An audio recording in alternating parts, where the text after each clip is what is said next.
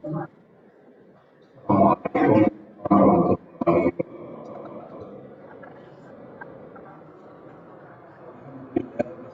wabarakatuh. Rasulillah wa alihi wa sahbihi wa mawala. Amma ba'du ya ibadallah, usikum bitaqwallah fa innal jannata uiddat liman ittaqah. Ibu-ibu rahimakumullah, sore ini kita akan tadabbur surat Al-Ahqaf ayat 15-16 berkaitan dengan tanggung jawab orang tua pada anak dan tanggung jawab anak terhadap orang tua. Jadi ada dua tanggung jawabnya, orang tua kepada anak dan anak kepada orang tua. A'udzubillahi minasyaitonir rajim. Wa wassaynal insana biwalidayhi ihsana. Hamalathu ummuhu kurhan wa wada'athu kurhan. Wa hamluhu wa fisaluhu salasuna syahra. Hatta idza balagha asyuddah wa balagha arba'ina sanah qala rabbi auzi'ni an ashkura ni'mataka allati an'amta alayya wa ala walidayya wa an a'mala salihan tardah wa aslih li fi dzurriyyati inni tubtu ilaika wa inni minal muslimin. Ulaika alladziina nataqabbalu anhum ahsana ma amilu wa natajawazu an sayyi'atihim fi ashabil jannah wa'da sidqil ladzi kanu yu'adun. Kajian ini bagian pertama. Jadi kajian ayat tidak akan tamat satu kali pertemuan. Tidak tahu berapa kali pertemuan. Wa wassaynal insana, kami wasiatkan al-insan kepada manusia, biwalidayhi kepada kedua orang tua, ihsanan untuk ihsan. Hamalathu yang telah hamil atau telah mengandung, ummuhu ibunya, kurhan dalam keadaan berat, wa wada'athu kurhan dan menyusuinya juga dalam keadaan susah payah, wa hamluhu dan mengandung, wa fisaluhu serta menyusui, salasuna syahran dalam waktu 30 bulan. Hatta sehingga idza balago sampai asyud dewasa, wa balago dan sampai arba'ina sanah 40 tahun. Qala berkata si anak itu, Rabbi ya Tuhan, auzi'ni an ashkura, mampukan aku untuk bersyukur, nikmataka pada nikmatmu, allati an'amta yang kau berikan nikmat itu, alaya kepadaku, wa ala walidaya dan kepada orang tuaku, wa an a'mala dan untuk beramal solihan yang soleh, tardoh yang kau ridhoi, wa aslih dan solehkan li untukku, fi durriyati serta maslahatkan untukku, fi durriyati dalam keturunanku, ini sesungguhnya aku, ulaika ini sesungguhnya aku tubtu bertobat, ilaika kepadamu, wa ini dan sesungguhnya aku minal muslimin, golongan orang-orang muslim. Ulaika itulah alladzina yang nataqabbalu kami terima dari mereka ahsana kebaikan ma'amilu apa yang mereka kerjakan, wa natajawazu an sayyi'atihim, dan menghapus kesalahan mereka fi ashabil jannah, yang dimasukkan ke ahli surga. Wa'da sidqi, janji yang benar, alladzi yang kanu, keadaan mereka yu'adun, diberi janji atau diberikan jaminan. Terjemahnya, kami perintahkan kepada manusia, kami wasiatkan, kami perintahkan kepada manusia supaya berbuat baik kepada kedua orang tua, ibu dan bapak. Ibunya mengandung dengan susah payah dan melahirkannya dengan susah payah. Mengandungnya sampai menyapihnya adalah 30 bulan. Sehingga apabila dia telah dewasa dan umurnya sampai 40 tahun, maka berdoa, ya Tuhanku, tunjukkanlah, jadikanlah aku memiliki kemampuan untuk mensyukuri nikmat Engkau yang telah Engkau berikan kepadaku dan kepada ibu bapakku, dan supaya aku dapat berbuat amal soleh yang Engkau ridhoi. Berilah kebaikan kepadaku dengan memberi kebaikan kepada anak cucu. Sungguhnya aku bertobat kepada Engkau dan sesungguhnya aku termasuk orang-orang yang berserah diri sebagai muslim. Mereka itulah orang-orang yang kami terima dari mereka amal yang baik, amal soleh yang telah mereka kerjakan, dan kami ampuni kesalahan-kesalahan mereka bersama penghuni-penghuni surga sebagai janji yang benar yang telah dijanjikan kepada mereka. Surat Al-Ahqaf atau surat 46 ayat 15 dan 16. Kita lihat sekarang tarikh ayat atau historis. Ibnu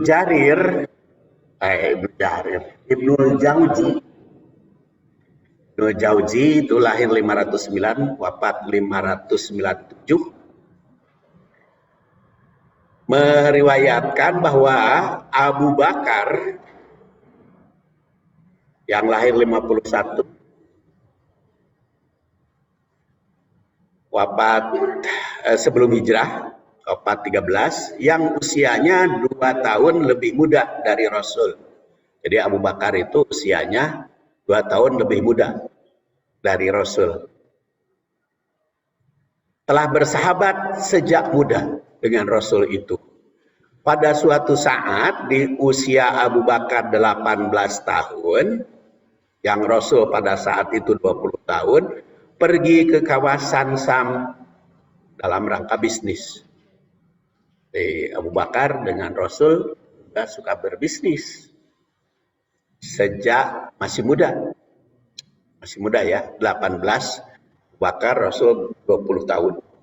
Di suatu tempat singgah dan bertemu seorang rahib yang menanyakan tentang agama. Sejak saat itu yang menanyakan tentang agama, ternyata nampak di atas Rasul awan yang menaungi. Di atas Rasul ada awan yang menaungi. Rahib melihatnya dan bertanya pada Abu Bakar, siapa yang bersamamu? Abu Bakar itu namanya Abdullah bin Abi Quhafah ya. Abu Bakar itu tentang siapa duduk yang mendapat naungan? Abu Bakar menjawab, "Dzaka Muhammad bin Abdullah," yaitu Muhammad bin Abdullah bin Abdul Muthalib. Nah, kata rahib, "Hada, ini wallah, demi Allah," kata rahib itu. Ya, dia bersumpah si Tahib itu, wallah demi Allah, ini nabi ini bukan sembarang orang. Wa mastadalla tahtaha ahadun ba'da Isa illa Muhammad. Nabiullah, karena tidak ada yang mendapat naungan seperti itu setelah Nabi Isa kecuali Muhammad sebagai nabi terakhir. Ini yakin demi Allah, ini nabi, ini bukan sembarang orang, kata Rahim kepada Abu Bakar. Sejak itu tertanam dalam hati Abu Bakar keyakinan yang mendalam pada kebenaran Rasul. Tatkala Nabi Muhammad SAW berusia 40 tahun, diangkat menjadi Rasul. Jadi apa yang beliau bayangkan, beliau dambakan sejak berusia 18 tahun, ketika 18 tahun dan Rasul ketika 20, jadi menunggu beliau itu sekitar 20 tahun. Karena Rasulullah SAW ketika berusia 40 tahun diangkat menjadi Rasul. Dan permulaannya diangkat Nabi dulu ya. Diangkat Nabinya pada bulan Rabiul Awal. Ketika Rasul berusia 40 tahun. Dan hari tama belum ada tahun Hijriah lagi. Jadi kalau ditanya, tahun berapa Hijriahnya? Can ayah tahun Hijriah. Karena tahun Hijriah itu baru ditetapkan setelah Rasul wafat. Wah, ulama di zaman Rasul ketika di Mekah bilangan tahun teh macam-macam. Ada tahun Mudor, ada tahun Bani Hashim, ada tahun Lu'ay, Ibnu Lu'ay, ada tahun Gajah, Amulfil. Jadi ngitungnya teh macam-macam gitu. Masyarakatnya tergantung kepada kabilah atau bani atau kabilah. Bani Hashim, ada Bani Umayyah. Itu dia punya tahun masing-masing. Sehingga kan pada saat itu ketika Umar bin Khattab ngirim surat salah seorang khalifah,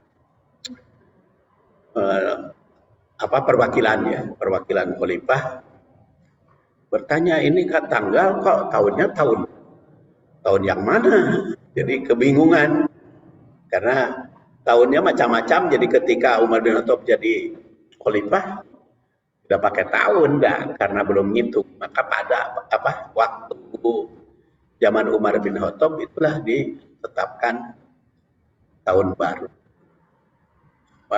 Tahun barunya tahun baru Hijriah. Makanya jangan menyebut tahun baru Islam, itu salah. Tahun baru Hijriah, karena di ujung tahun GH, tidak I. Itu tahun baru Islam, bukan. Tahun baru Hijrah.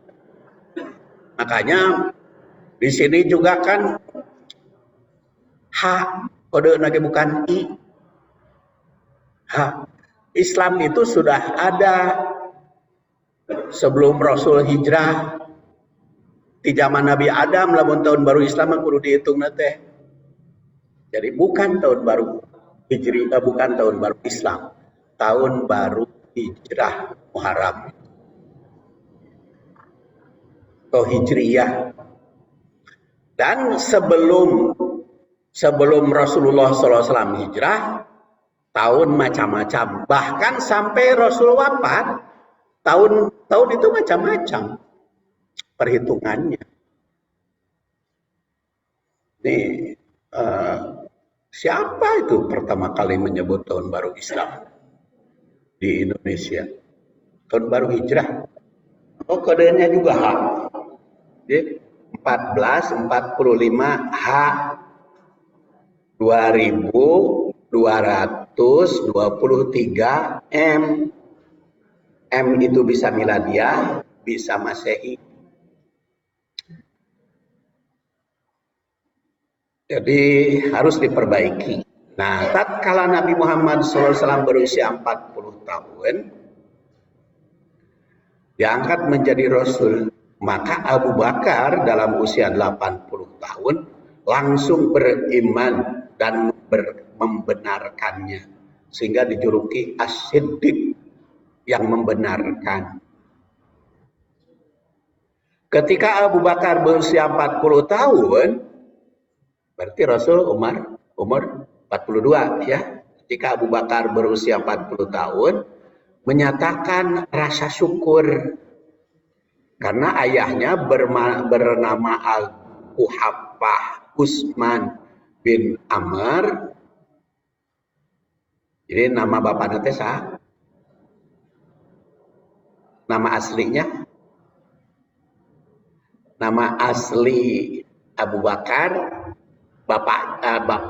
Abdullah bin Abi Quhafah. Bapaknya Abi Quhafah, nama asli bapaknya Abi Quhafah kan julukan. Nama asli bapaknya Utsman. Tapi bukan Utsman bin Affan. Abu Quhafah Utsman bin Amr.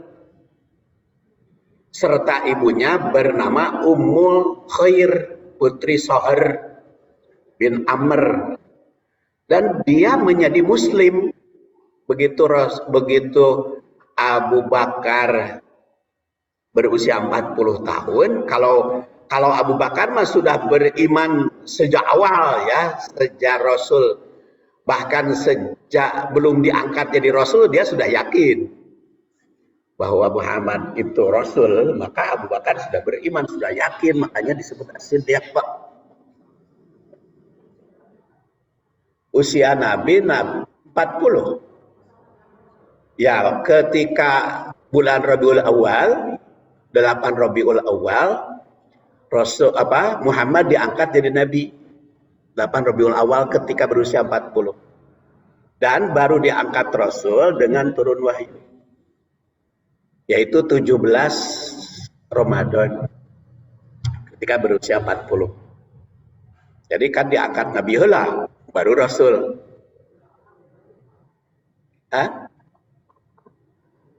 Ya, Rajab. Ya. Rabiul Awal, Rabiul Akhir, Jumadil Ula, Jumadil Akhir, Rajab, Sya'ban, Ramadan. 7 bulan diangkat jadi Rasul dengan turun surat Al-Alaq.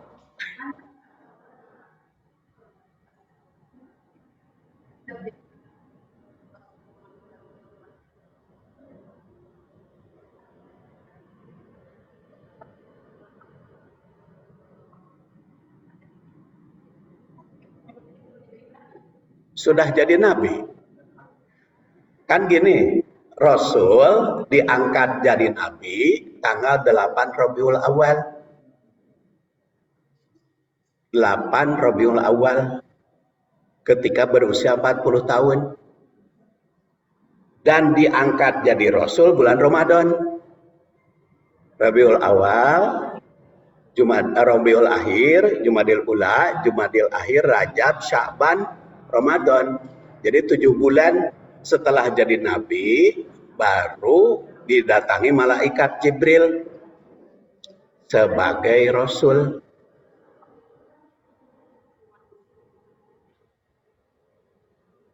Sudah jadi nabi. Enggak bingung. Itu disuruh macanya, bingung sote. Suruh baca, bingung teh. Rasul itu melihat kondisi bangsa Arab. Kondisi bangsa Arab sudah menyimpang, makanya sudah jadi nabi. Sudah tahu. Jadi Nabi Muhammad itu sudah tahu kondisi Arab kok begini. Nah, maka dia tahanus munajat kepada Allah untuk mendapatkan Maka diberi petunjuk oleh malaikat Jibril. Jadi sudah kenal itu dengan malaikat Jibril, Rasul itu. Makanya ketika diperintah Iqra, ma ana biqari. Tapi karena kaget, maka ya nanti panjang lagi cerita Alaq ya. Kita surat Al-Ahqaf kembali lagi. nanti tidak terbahas nanti tidak terbahas ya. Jadi maka berdoa untuk kedua orang tuanya Abu Bakar itu. Jadi lebih ceritanya kepada Abu Bakar ini ya. Asbabun nuzul ayat, atau bukan asbabun nuzul, historis ayat lebih kepada Abu Bakar. Jadi Abu Bakar itu ketika berusia 40 tahun, ibu bapaknya masuk Islam, maka dia alhamdulillah bersyukur, jadikanlah aku sebagai orang yang bersyukur. Karena Abu Bakar nama atau Abdullah bin Abu Quhafa sudah beriman sebelumnya. Nah sekarang setelah 2 tahun Abu Bakar Rasul diangkat, ibu bapaknya Muslim, nyatakan Islam. Maka ayat ini sebagai jawaban terhadap kesalehan dan kenikmatan Abu Bakar dan keluarga.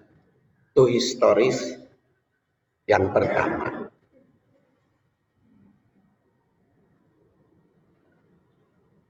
Kemudian Sa'id berkata, ta'lamin wallah ya ummah. Ini ada yang kelewat. 2.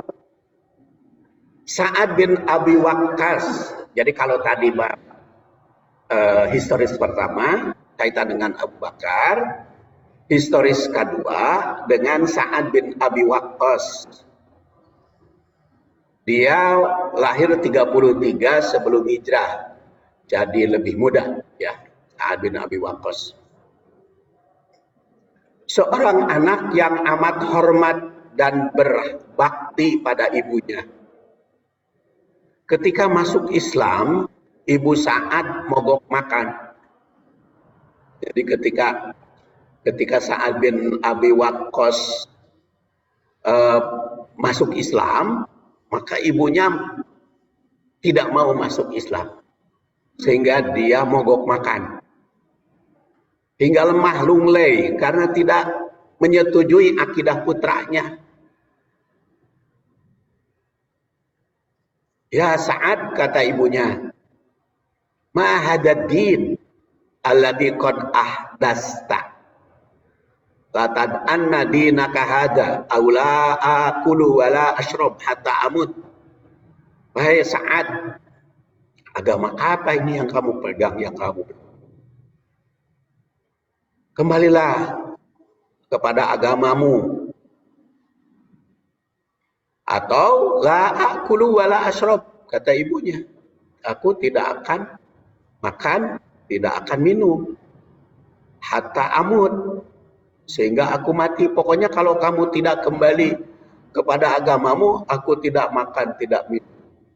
Seorang ibu meratap kepada anak, berjanji. Kemudian saat datang lagi, sudah Islam dia.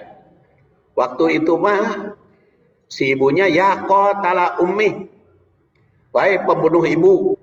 Nah, menyebutnya pembunuh ibu karena apa? Karena saat tidak kembali kepada agama yang dimintai oleh ibu, tetap dalam keadaan Islam. Kalau begitu kamu ini sama dengan membunuh ibu. Karena dengan kamu tidak kembali kepada agama, ibu tidak akan makan dan minum. Berarti kamu membiarkan ibu tidak makan dan minum. Berarti kamu membunuh ibu. Saat berkata, la taf'ali ya ummah. Wahai ibu, jangan engkau kerjakan seperti itu. inilah ada'u dini, aku tidak akan meninggalkan agamaku yang sudah aku peluk. Ikuti Nabi Muhammad. Ada agama ini. La syai'in, sedikit pun aku tidak akan meninggalkan. Kata Sa'ad,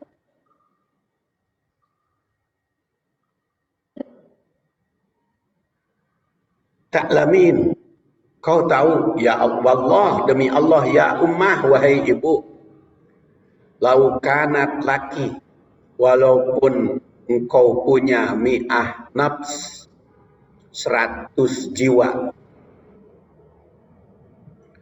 kemudian kau keluarkan 100 ruh itu nafsan-nafsan satu persatu, ma taraktu dini, aku tidak akan meninggalkan agama. Ada ini, la syai', walaupun sedikit. Fakuli, maka makanlah bu. Tapi kalau engkau enggak mau, tak kuliah, tidak perlu makan. Pokoknya ibu rek tuang rek itu. Tapi mau meninggalkan agama sedikit pun, mana ibu pada tuang, enggak, itu serius. Pokoknya mah, walaupun ibu gaduh 100 nyawa di paehan hiji-hiji gitu, tetap aku tidak akan meninggalkan. Dan ayat ini turun pujian terhadap Sa'ad. Jadi berbuat baik, berbuat ihsan tetap kepada ibunya, walaupun beda agamanya. Dan juga turun surat Al-Ankabut ayat 8 yang bunyinya wa wassaynal insana biwalidayhi husna wa in jahadaka litusyrika bi ma laysa laka bihi fala tuti'hum ilayya marji'ukum wa unabbi'ukum bima kuntum ta'mal. Kami wasiatkan kepada manusia untuk berbuat baik terhadap ayah ibu.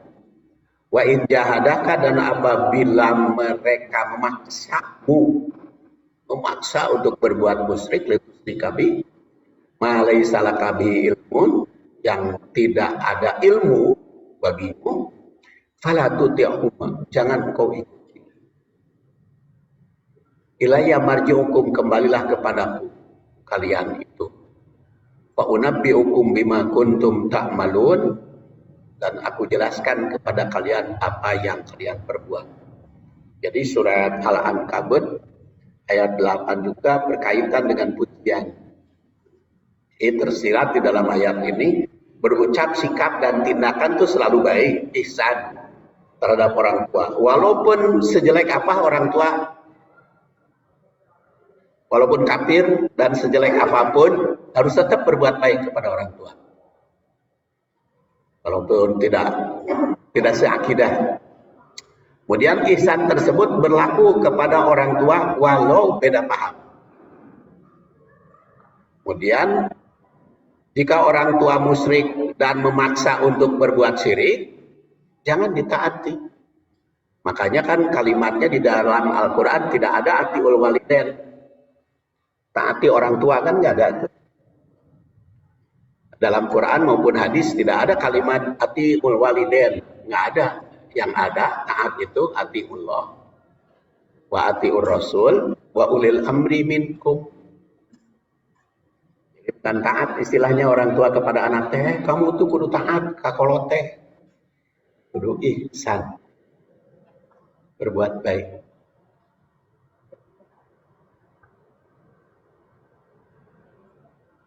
Ya, taat itu kecuali kalau bertentangan. Tapi kan taat itu konsekuensinya agak takut. Takut atas ancaman. Kalau kepada orang tua kan bukan takut, berbuat baik. Jadi melaksanakan perintah orang tua itu bukan takut.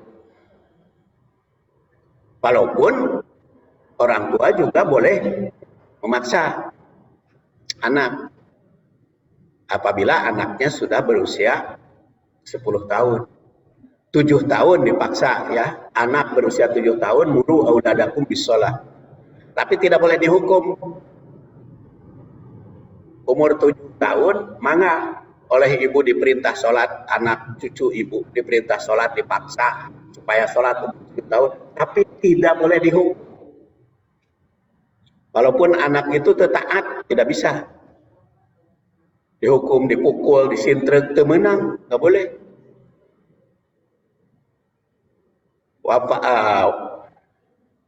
Muru auladakum bisolah.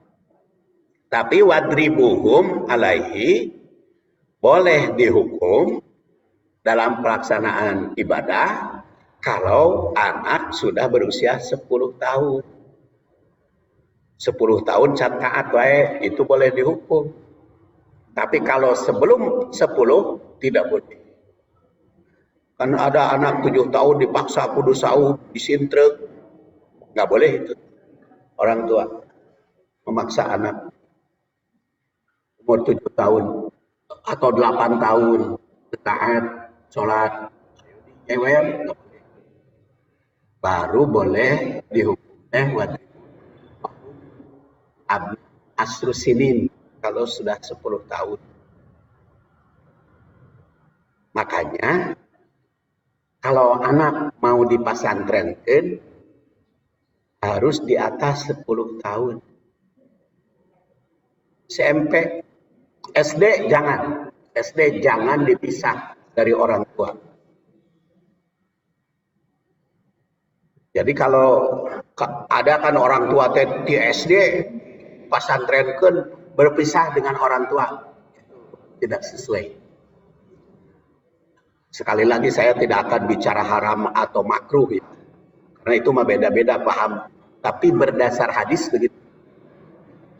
Jadi anak itu 7 tahun diperintah sholat, sampai 10 tahun tidak boleh dihukum, walaupun tidak taat. Tapi kalau sudah 10 tahun tetap tidak taat, dihukum. Tapi pala tajribul wajah, tidak boleh mukul kepala. Wajah dicepret itu juga kalau sudah 10 tahun ya cepret harus bawahnya. Ya. Ya, dengan kata-kata kalau sebelum 10 tahun. Kalau sebelum 10 tahun, dan itu juga konsekuensinya tidak boleh berpisah dulu dengan orang tua. Di asrama segala macam kalau belum usia 10 tahun. Hanya usia SMP. Kalau mau pesantren itu usia SMP. Kemudian C dari ayat, tidak tertulis ayatnya mah, pokoknya surat Al-Ankabut ayat 8. Jika orang tua musyrik dan memaksa untuk berbuat syirik, jangan ditaati. Kemudian D, sikap baik mesti dilakukan kepada orang tua walau memaksa musyrik. Kemudian E, selalu kembali kepada Allah karena ilayya marji'un. Jadi berkaitan dengan Al-Ahqaf, anak yang sudah dewasa mesti mampu mengoreksi mana yang benar, mana yang salah. Jadi secara historis, kedua ayat ini menggambarkan tidak ada kesempatan untuk berbuat tidak baik kepada orang tua. Jadi makanya kalimatnya tadi wasainal insana biwalidayhi ihsana. Historis ketiga, ini sifatnya umum katanya, mengarah ke berbagai peristiwa yang dialami oleh sahabat berkaitan dengan kewajiban berbuat baik. Sahabatnya macam-macam ketika usia 40. Bakar, punya pengalaman. Islamnya ayah ibu ketika Abu Bakar usia 40. Sa'ad bin Waqqas diancam oleh sampai bunuh diri. Kalau tidak masuk Islam, akhirnya ya masuk Islam juga ibunya. Dan juga yang bersifat umum, jadi banyak itu para sahabat. Jadi secara historis ayat ini turun berkaitan dengan tanggung jawab anak terhadap orang tua. Namun jika ditelaah, tersirat pula di dalamnya tua terhadap anak. Walaupun tadi awal ayatnya biwalidai ihsana. Kita lihat sekarang kaitan ayat ini dengan ayat sebelumnya. Ayat sebelumnya innalladzina qalu rabbunallah summa istaqamu fala khaufun 'alaihim wa hum yahzanun. Ulaika ashabul jannah khalidina fiha jazaa'an bima kanu ya'malun. Di ayat 13 dan 14 sebelumnya menjelaskan tentang sifat dan istiqomah gitu. Summa istaqamu. Mukmin yang istiqomah ya. Qalu rabbunallah itu iman. Tsumastaqamu kemudian istiqomah. Di dalam ayat itu ditandaskan bakal meraih kebahagiaan karena ulaika ashabul jannah. Orang yang beriman dan istiqomah itu bakal meraih surga. Ayat berikutnya mengungkap tanggung jawab anak dan orang tua, keterkaitannya bahwa orang mukmin bukan hanya istiqomah dalam keimanan, tapi juga penuh tanggung jawab dalam keluarga. Jadi orang mukmin teh bukan ngurus iman unggul secara ritual kepada Allah, tapi juga urusan rumah tangga, urusan keluarga. Makanya di dalam Quran tuh selingan, ada selang-seling gitu ya, bab iman, bab amal soleh. Kaitan kedua, ayat 13 mengungkap sifat orang ihsan yang disebut pada ayat 12. Jadi 12 juga berbuat ihsan. Ayat berikutnya menjelaskan ihsan terhadap sesama. Dengan demikian, ihsan itu ada yang berkaitan dengan Allah, ada yang berkaitan dengan sesama manusia. Jadi kepada Allah, anta budallah ka'annaka tara. Ada juga kepada manusia, wawasainal insana biwalidaini ihsan. Kemudian kita lihat ayat 13 dan 14 menggambarkan bahwa ashabul jannah, ahli surga itu adalah yang beriman dan istiqomah keimanannya. Sedangkan ayat 16 mengungkap ashabul jannah adalah orang yang ihsan pada keluarga. Dengan demikian kewajiban ihsan itu mencakup segala aspek kehidupan, baik yang berkaitan dengan ritual langsung kepada Allah maupun kepada sesama manusia. Bahkan di dalam hadis itu dikatakan kan, Rasulullah bersabda, innallaha katabal ihsan fi kulli syai' wa ala kulli syai'. Allah itu memerintah ihsan di dalam segala hal, dalam segala aspek, aspek kehidupan. Sekarang kita lihat tafsir kalimatnya. Wa wassaynal insana biwalidayhi ihsana. Ayat ini menyeru agar manusia senantiasa berbuat baik, berbuat ihsan kepada orang tua. Banyak sekali ayat yang memerintah berbuat ihsan kepada orang tua, bahkan disandingkan dengan perintah ibadah kepada Allah. Said Qutb yang wafat 1386 Hijriah mengatakan bahwa wasiat ini merupakan amanat ilahiyah, jadi pesan ilahi bagi manusia yang bersifat menyeluruh, berlaku pada siapapun, tidak membedakan antara status, kedudukan atau persyaratan apapun, kata Said Qutb. Wasiat pada manusia Latar belakangnya karena kemanusiaan itu disampaikan oleh pencipta manusia. Makanya pesan penciptanya. Perhatikan pula bagaimana dunia burung, serangga atau hewan lain, bagaimana kehidupan mereka, hubungannya antara turunan. Demikian kata Said Qutb.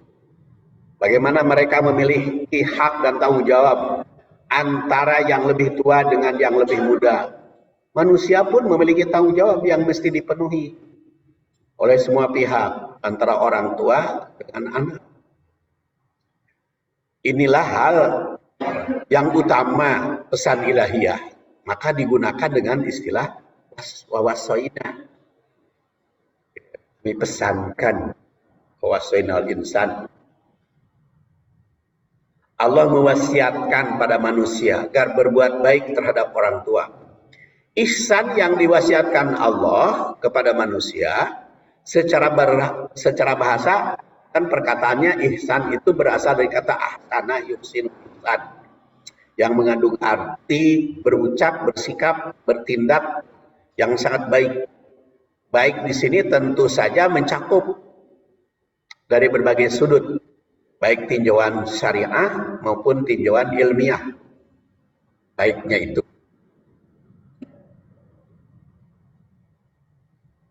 Rasulullah Shallallahu Alaihi Wasallam pernah ditanya oleh malaikat, mal ihsan, apa itu ihsan?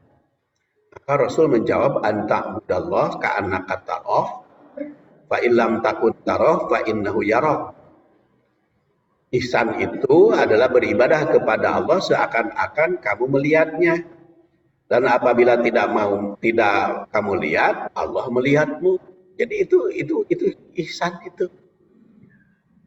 Makanya kan lebih dari taat ihsan itu ya. Kalau taat mah taat kepada orang tua, melaksanakannya ketika perintah, ketika ada orang tua. Tapi kepada orang tua teh kudu ihsan. Jadi berbuat baik teh walaupun orang tuanya nggak ada tetap gitu. Seperti ihsan kepada Allah kan beribadah seakan-akan melihatnya. Dan apabila tidak melihat, Allah senantiasa melihat, berarti merasa dilihat oleh Allah. Ihsan tuh.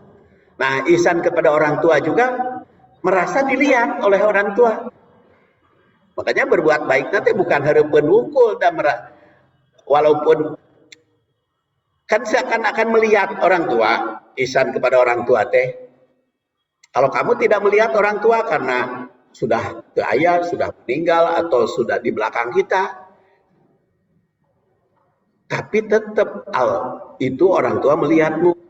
Seperti ihsan kepada Allah, beribadah kepada Allah seakan-akan melihatmu, seakan-akan melihat Allah. Dan kalau kamu tidak melihat, maka Allah melihatmu.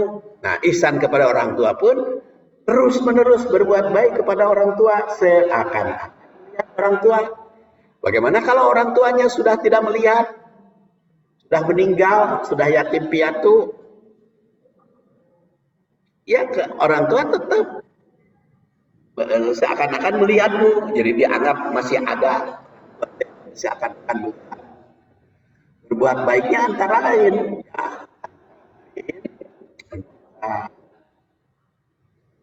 tahapan mereka, mendoakan ampunan mereka. Dan pesan, makanya di sini kalimatnya juga Allah itu pesan. Jadi orang tua itu juga pesan gitu kita. Ada orang tua. Makanya kan hadis dulu pernah kita bahas ketika seorang sahabat datang kepada Rasul, orang tuaku sudah tidak ada, sudah meninggal, apa ada masih ada kesempatan untuk berbuat baik kepada orang tua? Maka Rasul menjawab, na'am, arba'ah fisal, 4 hal. Yang pertama, doa, as-salat wa doa. Salat dan doa, jadi artinya ngurus mayat ketika meninggal. Kedua, memenuhi janji. orang tua.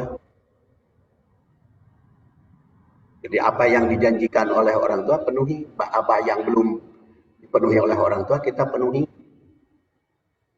Kemudian yang ketiga, berbuat baik kepada keluarganya. Keempat, menjalin silaturahim dengan keluarganya. Jadi kalau orang tua sudah meninggal kan ada adiknya, ada saudara-saudaranya, ada keluarganya. Nah, kita berbuat baik kepada orang tua, berbuat baik kepada mereka yang masih hidup. Itu 4 hal. Jadi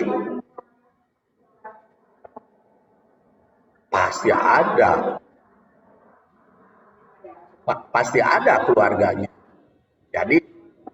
Jadi tidak akan putus hubungan karena dia punya saudara-saudaranya kan, royot. Jadi orang tua sudah meninggal, dia kan punya adik, adiknya punya cucu, atau kita juga kan punya cucu, punya saudara, punya keponakan, itu berbuat baik kepada mereka. Makanya Rasul SAW juga bersabda, ta'alamu min ansabikum, pelajari keturunan teh. Jadi jangan pada menobor, harus tahu keturunan tuh. Sejarah keturunan itu harus tahu. Saya itu turunannya siapa? Ahmad Satibi, bapak saya itu siapa? Putranya Muhammad Karta. Muhammad Karta itu putra siapa? Muhammad Ilyas. Muhammad Ilyas itu putra siapa? Muhammad Ibrahim. Itu terus kan itu nah. Jadi karena hafal itu maka turunannya itu kita berbuat baik gitu. Makanya kalau di Arab mah ada kebiasaan nama teh sampai kakek. Ya, kalau di Arab mah sampai kakek.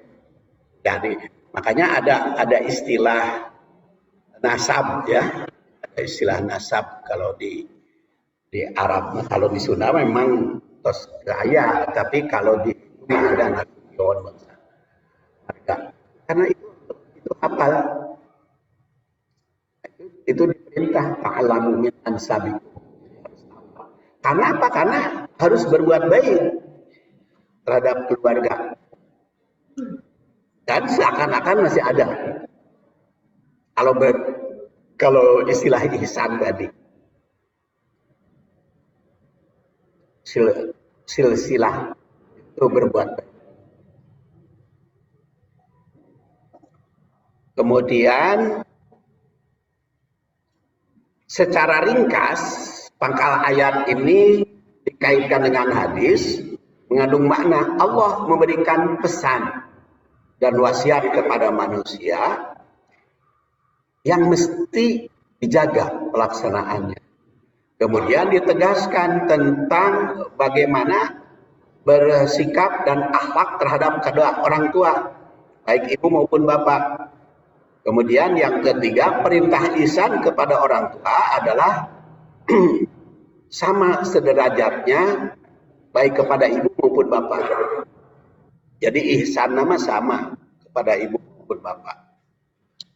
Kemudian keempat, ihsan kebaikan lahir batin tersebut maupun terang-terangan.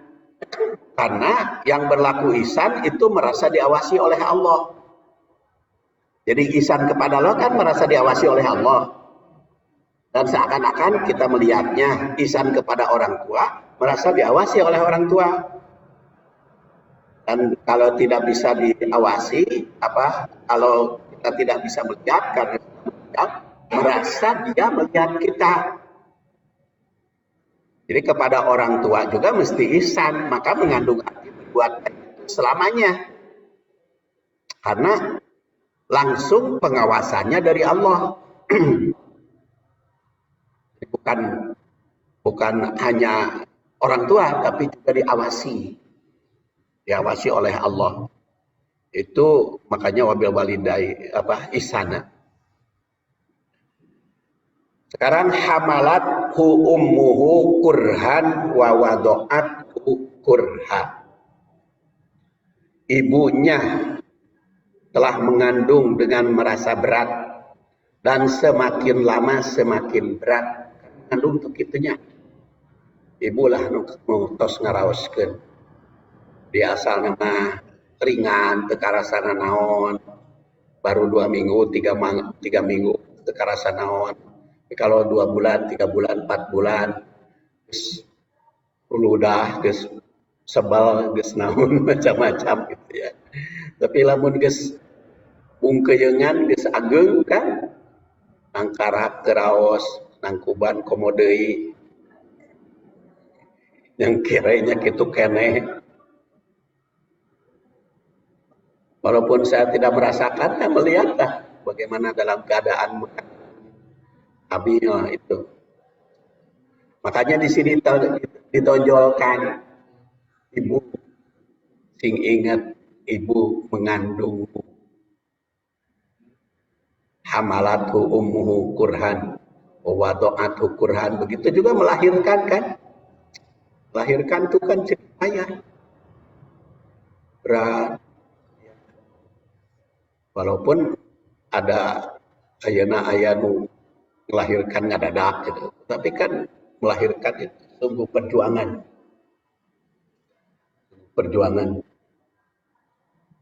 Jadi di sini oleh Allah disebut itu jasa ibu yang tidak bisa diganti oleh siapapun. Jasa ibu itu kalau mengandung dan melahirkan kan gak bisa diganti oleh siapapun. Tapi kan akhirnya bisa dioperasi sesar. Kan operasi sesar yang nyoba cagernya berat. Nyeri gue anger. Jadi makanya diingatkan oleh Allah, ibu nusok tutos sarpuh sok poho. Bagaimana jasa ibu kita? Jasa ibu kita. Baheula. Hendaklah setiap anak itu mengingat jasa orang tuanya yang telah mengandung dan membesarkan mereka dalam keadaan susah payah.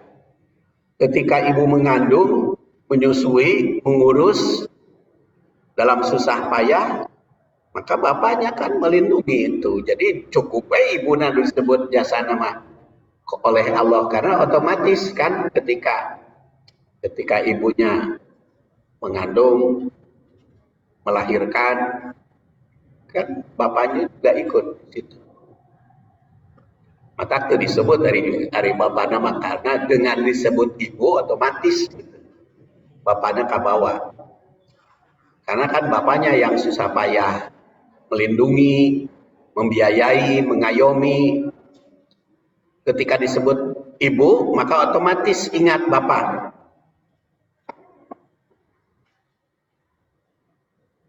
Kalimat ini mengandung pesan bahwa ihsan pada orang tua itu diawali dengan sadar betul bahwa orang tua yang paling berjasa dalam hidup adalah orang tua yang ibunya mengandung dalam keadaan susah payah, yang tentu saja ayahnya melindungi. Kedua, ingat akan jasa orang tua, maka tidak akan bisa dibalas dengan yang setimpal. Sulit itu urusan mengandung mah dibalas nage. Ingat akan jasa orang tua, maka tidak akan bisa dibalas. Ihsan pada orang tua merupakan kewajiban yang pantas dilakukan. Disebutkan di kalimat ini jasa seorang ibu yang mengandung dalam susah payah, tapi berisi pesan bahwa ayahnya ikut melindungi.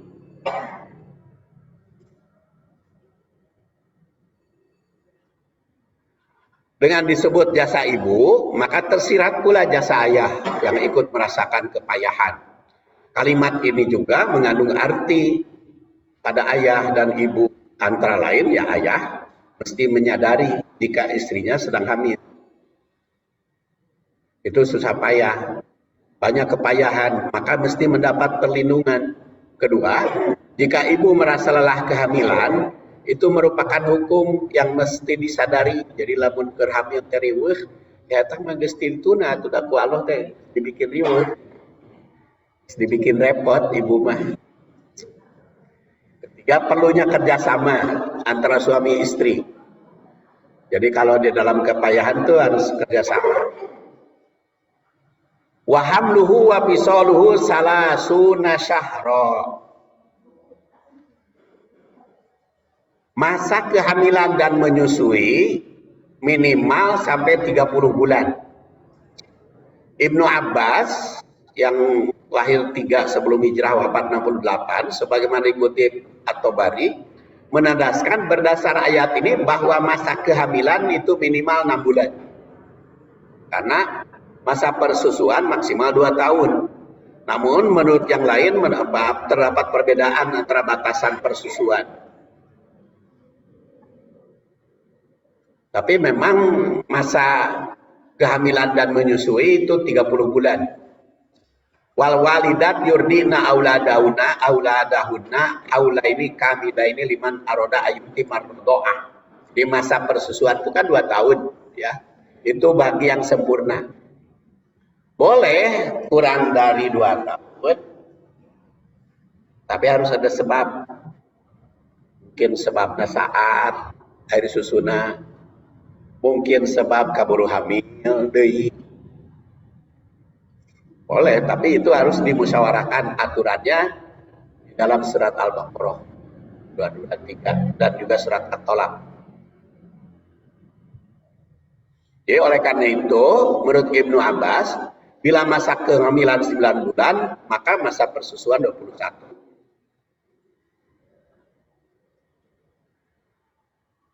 Wa hamluhu wa fisaluhu salasina syahron berarti mengandung makna ini. Pertama, ibu dan ayah mesti siap menghadapi tantangan selama 30 bulan berkaitan dengan anak.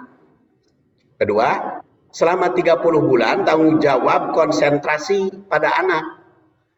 Jadi kudu nama anu satu acana anak 2 tahun mah ibu teh ulah kaganggu kesibukannya teh ngurus anak we gitu.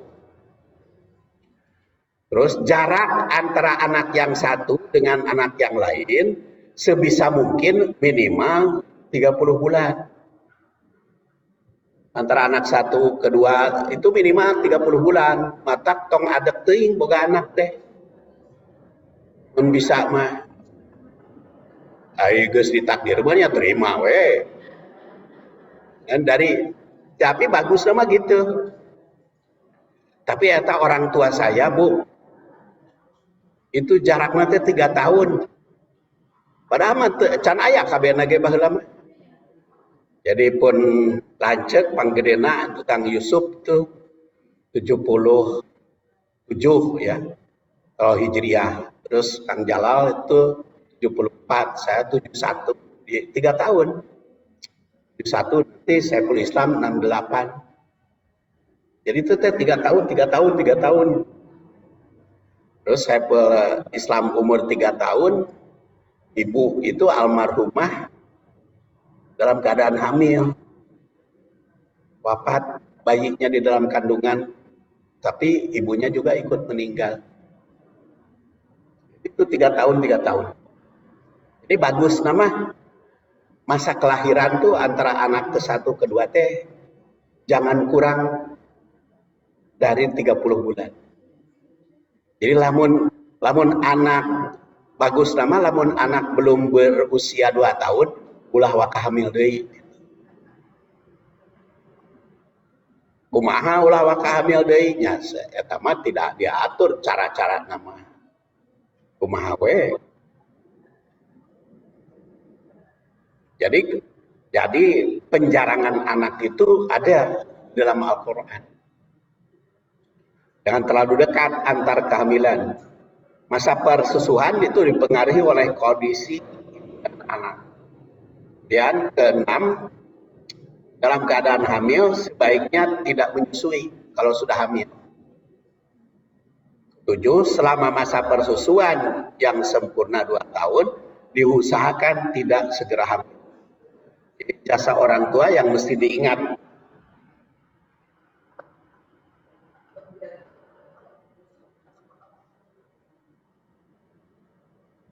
Harus berhenti. Kalau sudah 2 tahun harus berhenti. Jadi karena persusuan 2 tahun itu sempurna. Jadi begitu anak berusia 2 tahun harus berhenti, jangan menyusui. Dan itu tidak sehat. Kalau sudah berusia 2 tahun anak itu. Saya kira hatta ida balago asyuddahnya bulan depan saja bersama. Karena sudah jam 3, kita akhiri. Subhanakallahumma wa bihamdik, asyhadu an la ilaha illa anta